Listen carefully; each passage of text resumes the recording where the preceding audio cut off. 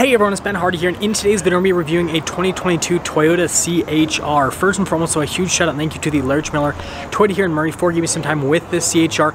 Check out the inventory in the description down below, and then on a side note, if you want to save time and money the next time you purchase a car, link to my car buying guide in the description down below as well.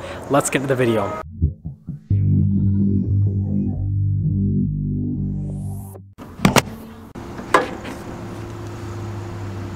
So under the hood, we have a naturally aspirated 2-liter 4-cylinder that goes through a CVT automatic transmission. Fuel economy is 27 around town and then 31 on the highway, with power outputs being 144 horsepower and then 139 pound-feet of torque. Now let's go over the front end of the C-HR, and this is where we're going to see most of the differences for the new C-HRs with the front end styling.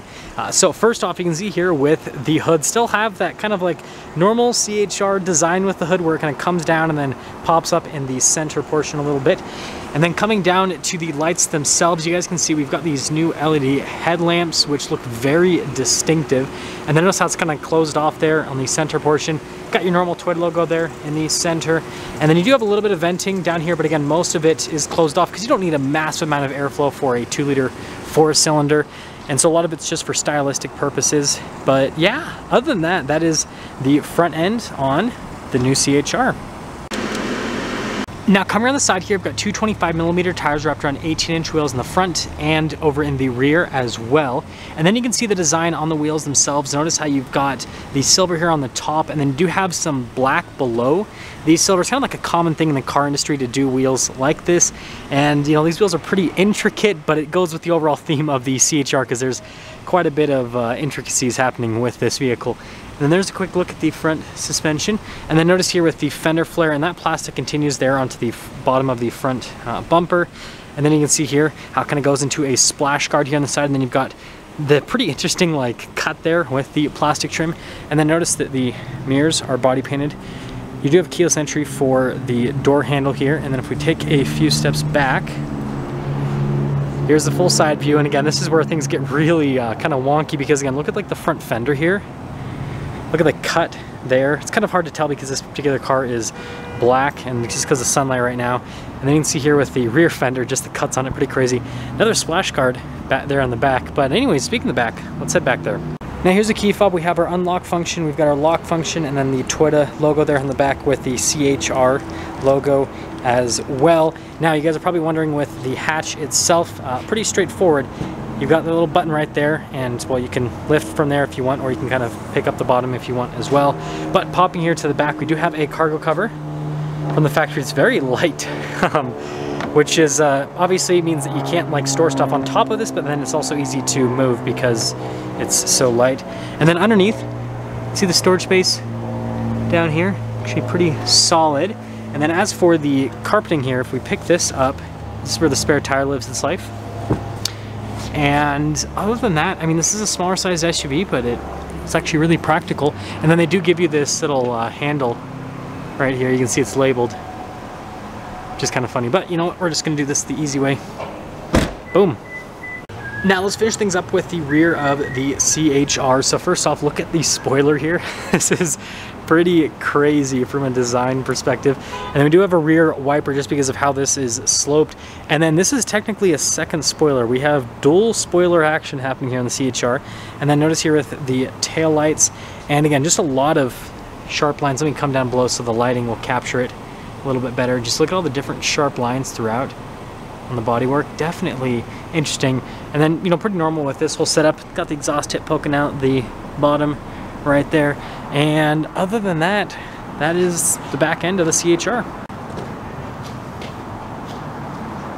Now, if the exterior wasn't wonky enough for you, the interior gets even crazier. So look at the door panel here in the rear with the texturing there on the door panel. You do get some, well, actually, don't get padding down below. It gets just hard touch. But we've got a cup holder right here. And then we have these seats, which, again, just go along with the theme. So we have a normal seat belt here, but notice the blue. You can see it down below a little bit better. That is interesting. And then you've got this quilted design here in the center portion. If we actually pop in, it's spacious back here, actually. Yeah, it's really spacious back here. There's not a lot happening back here, though. It's pretty much just like a seating area. I mean, it's awesome they have cup holders. No vents here for the back passengers, but you can see the blue on the center console as well. We do have some seat storage though. And side of the front. Now here's the front door panel. Again, that theme of the interesting trim continues here to the front. Notice we have some blue accenting here on the front door panel as well. We get some nice padding here for the front driver side, and then also on the passenger side on top of that. And then notice here at the window controls right here, we've got a door lock and unlock. The mirrors do fold in. You've got the adjustment there for the mirror. They also have blind spot monitoring, which is impressive. And then here's the front seat. So you can see here with the headrest, and then notice with the quilted design here on either side with the blue stitching, and then you've got the blue accenting here on the seats as well. And then the seats are manually adjustable. There's the pedal layout down below. Got the gas cap release right here. This is for the lights. More blue trim. And the dash is, yes, in fact, blue. That is correct. Blue stitching, blue trim over the entire dash. So you can see from like the front windshield view, you just see a bunch of blue. It's kind of interesting.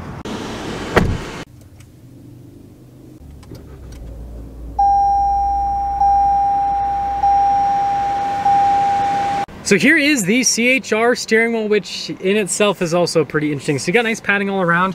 And then notice, just like what Mercedes does with their new cars, you've got like piano black trim here on the inside of the steering wheel. So it definitely gives you kind of like an interesting grip point. Well, I actually do it on the outside, but concept is the same. Cruise control, and then more safety stuff like the lane departure, and then some controls for the center stack.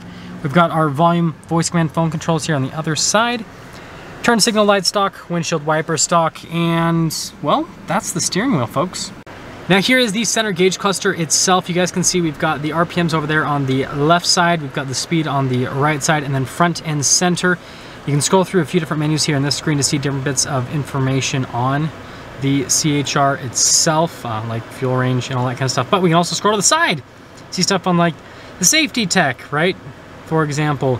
So yeah, pretty versatile little screen, and you know, gauge cluster looks pretty normal other than the fact that there's a bunch of blue all around it. Now here's the center infotainment system. First off, if we pop it into reverse, we do have a backup camera with trajectory lines. Now notice when I turn the steering wheel, the trajectory lines don't turn with the steering wheel. But aside from that, as for the rest of the infotainment system, first off, response time rather with these side buttons is actually really solid. And then with the buttons on the touchscreen, you guys can see it takes a second to load up. But again, it's pretty responsive overall. I'm glad they have a bunch of shortcut buttons. Let's see if it has navigation. Okay, no navigation on this particular one. But overall, easy to use infotainment system, and then also got toggle switches on either side. Got our vents down below for the climate system, and we do have 4 vents here for the front, as you can see with all of our blue trim, then your hazard light button. And then as for the climate control, we do have a dual zone climate system, and notice there's an eco heat/cool mode so that you can basically be as economical as possible. We're not doing that today. I want to be nice and cool. Even though it's only 79 degrees, I feel like I'm in an oven because I'm used to like 50-degree weather. And then you can see down below, we've got our little USB port right there, and then another cup holder. Now this shifter, I was a little bit worried about it because of like this trim piece here at the top. I'm like, oh, this is gonna get really hot. But this car's been sitting out in the sun and it's not whatsoever. So that's a positive. But pretty straightforward. And then there's a manual mode that you can pop it over into. And then we have our parking brake right here. We've got our auto hold, and then stability control, and then another cup holder which you can remove so that you can have it deeper so that you can get that venti iced coffee at Starbucks, right? And then again, the blue center console. And there's 12 volt in there. Storage space is pretty solid. And yes, just the blue. I love how it just wraps around the whole infotainment system. It's so funny. And then we've got a push button for the glove box to open it up. Pretty normal glove box though, other than the fact that it's a push button. You usually don't see that. Usually it's like a little handle for most cars.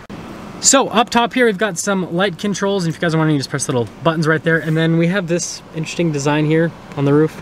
Normal sun visors though, at least, right? That's some normality. And then here is the mirror. It does have a manual dimmer with it. And well, yeah, that's all. Now here's a window sticker on the C-HR. You guys can see the standard equipment right here. And then you can see the optional equipment on this particular one. So just the mud guards, basically splash guards is what I called them. And then after destination and everything, $25,224 is the total MSRP. And again, this one's an XLE, which is kind of like the not fully loaded, but you know, you pretty much get a lot of the fully loaded features in it. And well, there you go. Now that's going to sum things up for our video on this 2022 Toyota C-HR. I want you guys to let me know what you think about the new C-HR in terms of the aesthetics, and then obviously also some of the interesting quirks in the interior. And again, a huge shout out and thank you to the Larry Miller Toyota here in Murray for giving me some time with the C-HR. Check out the inventory in the description down below. I will see all of you in that next video.